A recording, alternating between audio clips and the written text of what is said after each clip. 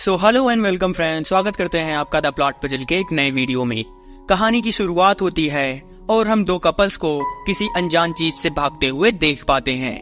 लेकिन इसी बीच बारबरा नीचे गिर जाती है और वो अनजान क्रिएचर उसे बहुत ही बेरहमी से मार देता है।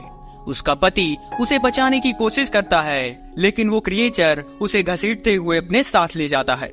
इसके बाद सीन शिफ्ट होता है और हम एक स्टूडेंट के ग्रुप को देख पाते हैं, जिसमें मैड, उसकी गर्लफ्रेंड एलिसा, जेफ, उसकी गर्लफ्रेंड मेंडी और उनका दोस्त शॉन होता है, जो उसी जंगल में कैंपिंग के लिए आ रहे थे। लेकिन जब वो लोग वहाँ पहुँचते हैं तो उन्हें वो रास्ता बंद मिलता है, इसीलिए वो सभी पैदल ही आगे बढ़ने का डिसाइड करते हैं। जहाँ पर हमें ये भी पता चलता है कि एलिसा और जेफ दोनों भाई बहन हैं और बचपन में वो दोनों अक्सर इस जगह पर आया करते थे। कुछ दूर चलने के बाद रात हो जाती है, जहाँ पर मेंडी को किसी चीज की आहट होती है। पीछे मुड़कर देखने पर वो कुछ ऐसा देख लेती है जिसे देखकर उसकी चीख निकल जाती है। उसकी आवाज सुनकर वो सभी उसके पास आते हैं और वो सब देखते हैं कि वहाँ पर तो बारबरा की लाश पड़ी थी, जिसे देखकर वो सभी बहुत डर जाते हैं और वहाँ से भागते हैं। लेकिन तभी उन्हें एक बहुत ही खतरनाक एनिमल दिखाई देता है जो उनका पीछा करना शुरू कर देता है। वो सब अपनी जान बचाने के लिए वहाँ से भागते हैं और एक चट्टान के नीचे छुप जाते हैं। इसी बीच जेफ उन सबको टॉर्च बंद करने को बोलता है ताकि वो उस मॉन्स्टर से खुद को बचा पाएं। इसी बीच उन्हें वहाँ पर एक घर दिखाई देता है, जिससे उन सबको एक उम्मीद मिलती है कि अगर वो किसी तरह उस घर तक पहुँच जाएंगे तो शायद उनकी जान बच जाएगी। जेफ बाकी लोगों को पहले जाने को बोलता है और खुद रुककर उस मॉन्स्टर का ध्यान भटकाता है, लेकिन वो मॉन्स्टर उस पर हमला कर देता है और उसे बहुत ही बेरहमी से मार देता है। इस हादसे को देखकर एलिसा बहुत ज्यादा दुखी हो जाती है और जोर जोर से रोने लगती है, लेकिन बाकी लोग उसे शांत करते हैं और वो लोग किसी तरह उस घर तक पहुंच जाते हैं। लेकिन उनसे उस घर का दरवाजा नहीं खुलता और तभी वहाँ पर वो मॉन्स्टर भी आ जाता है। बाकी लोग तो किसी तरह उस घर में घुस जाते हैं, लेकिन वो मॉन्स्टर मेंडी के पैरों को पकड़ लेता है और उसे बाहर खींचने लगता है।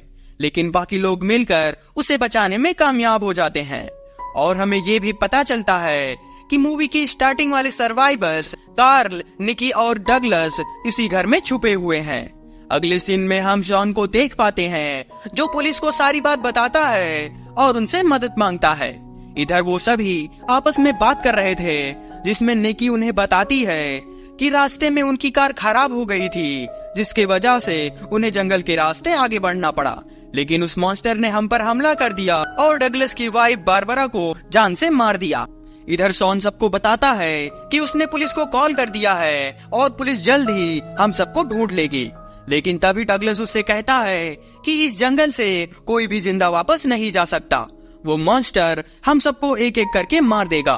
उसी दौरान कार्ल उन सबको बताता है कि वो जानवर खाने के बाद स्लो हो जाता है और अभी उस जानवर का पेट भरा है, जिससे हमें घर के सभी खिड़कियां और दरवाजों को अच्छे से सील कर देना चाहिए। वो सभी उस घर के हर एक खिड़की दरवाजे को मजबूती से बंद कर देते हैं। लेकिन तभी वो क्रिएचर भी वहाँ पर आ जाता है और घर के दरवाजे सहित खिड़कियों को तोड़ने की कोशिश करता है, जिससे कार्ल समझ जाता है कि वो मॉन्स्टर किसी न किसी तरीके से घर के अंदर आ जाएगा, जिससे वो सभी बेसमेंट की ओर भागते हैं, जहां वो दोनों देखते हैं कि वो एनिमल एक रूम में घुस गया है, जो कि उन्हें देखते ही उन पर हमला कर देता है। लेकिन वो दोनों उस दरवाजे को बंद कर देते हैं, लेकिन वो जानवर उस दरवाजे को तोड़ने की कोशिश करता है, जिससे एलिस और मेंडी एक अलमारी को उस दरवाजे के पास ले जाने की कोशिश करती हैं। लेकिन वो अलमारी बहुत भारी होने की वजह से वो उसमें फेल हो जाते हैं। इधर वो क्रिएचर कार को जख्मी कर देता है, लेकिन तभी शॉन एक स्प्रे से उस एनिमल की आंख में मारता है, जिससे कुछ देर के लिए ही सही लेकिन उन सब की जान बच जाती है। तभी वहाँ पर डगलस भी आ जाता है और वो तीनों मिलकर उस दरवाजे को बंद कर देते हैं।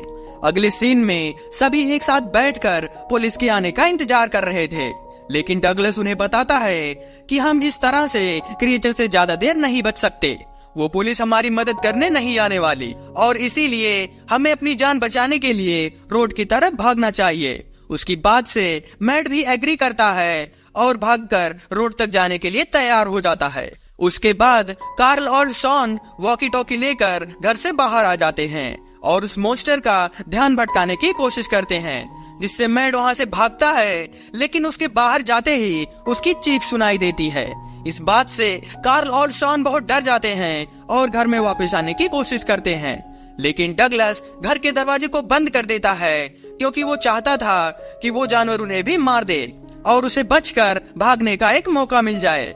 नेकी उसे रोकने की बहुत कोशिश करती है, लेकिन डगलस उसे मारकर वहीं पर बेहोश कर देता है। फिर जब एलिसा और मेंडी उसे रोकने की कोशिश करते हैं तो वो उन्हें धमकी देता है कि अगर किसी ने भी उसे रोकने की कोशिश करी तो वो उन्हें जान से मार देगा, जिससे एलिसा चुपके से उन दोनों को किचन के रास्ते से अंदर आने को बोलती है। इसी बीच वो जानवर उन पर हमला करने ही वाला था, लेकिन वो दोनों सेफली घर के अंदर आ जाते हैं, जहाँ पहुंचकर कार्ल डगलस को एक जोरदार पंच मारता है और उसे रस्सी से बांध देता है।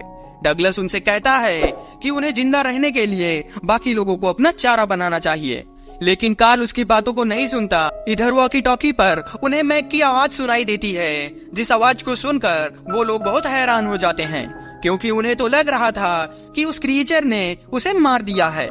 लेकिन इसी बीच उन्हें पता चलता है कि वो वॉकी टॉकी की आवाज कहीं और से नहीं बल्कि उनके बेसमेंट से ही आ रही थी, जिससे मैक को बचाने के लिए वो सभी बेसमेंट में भागते हैं, जहां मैक की हालत बहुत ही खराब थी। जैसे ही वो लोग उसे उठाकर लाने की कोशिश करते हैं, तभी एक एनिमल उन्हें देख लेता है और वो उन पर हमला कर देता है।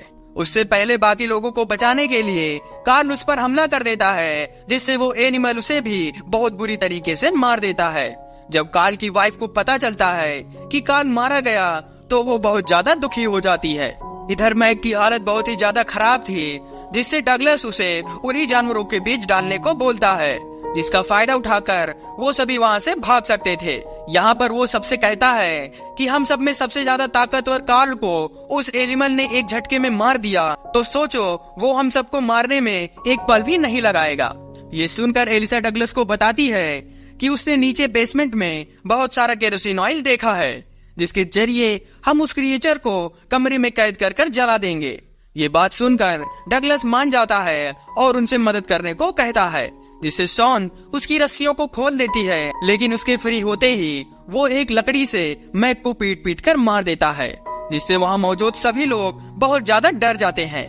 इसके बाद वो मैक की बॉडी को दरवाजे से बाहर डालने जाता है, लेकिन उसके अंदर आते ही उस पर वही क्रिएचर हमला कर देता है और उसे भी जान से मार देता है। इसी दौरान एलिसा बाकी लोगों को लेकर दूसरे कमरे में भाग जाती है और वो सभी उस एनिमल को जरा कर मारने का प्लान बनाते हैं और बेसमेंट से लाए केरोसिन को पूरे रूम में डाल देते हैं। जैसे ही वो जानवर कमरे के अंदर आता है तो एलिसा उस दरवाजे को बंद करके उस रूम में आग लगा देती है और वो सभी वहाँ से भागने लगते हैं। लेकिन रास्ते में उसे कार्ल की डेड बॉडी मिल जाती है, जिससे नेकी वहीं पर बैठकर रोने लगती है। लेकिन तभी वो क्रिएचर शॉन पर हमला कर देता है और उसे भी जान से मार देता है। इस बात से मेंडी बहुत डर जाती है और जबरदस्ती निकी को लेकर अपने साथ जाने लगती है, लेकिन वो क्रिएचर निकी पर भी हमला कर देता है और उसे भी जान से मार देता है। अब मेंडी और एलिसा उस घर को छोड़कर भागते हैं। वो अपनी जान बचाने के लिए जंगल से भागते हुए एक गाड़ी का पीछा करते हैं।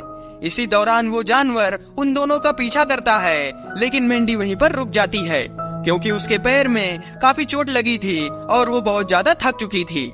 लेकिन तभी वहाँ पर वही जानवर आ जाता है और एलिसा को नोचने लगता है, जिससे एलिसा भी अपना दम तोड़ देती है।